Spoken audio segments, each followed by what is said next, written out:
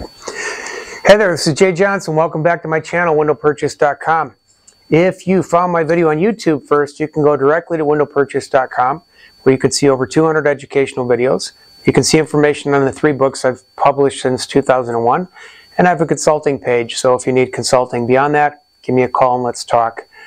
If you like my videos, please like and subscribe. I do these to help you guys.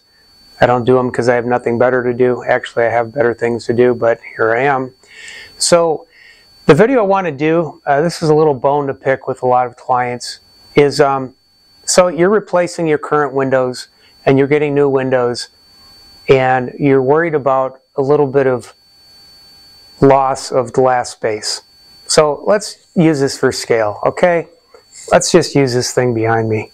Let's say, I don't know what it is, I'm going to make this up, but let's say the glass from here to here is 24 inches. If from here to here, it's also 24 inches, okay? And then you have a new window replaced. And now you have 23.5 inches of glass instead of 24. You know, to most people I talk to, not a big deal because of reality. And let me explain what reality is to you.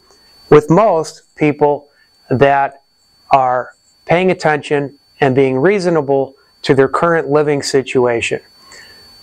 The average person, and I hate to call you average, but I am, but the average person has curtains or blinds in front of most or all of their windows, unless the windows are really up high, then maybe they don't. And most people, average people, do not wake up in the morning and walk into every room and pull the curtains up as far as they'll go and raise the blinds up as high as they'll go. They usually have them closed most of the time, or they open them partly. And if you are one of those 99%ers of people that live like that, what are you worried about a ½ inch of glass loss? Or even if it was an inch, who cares?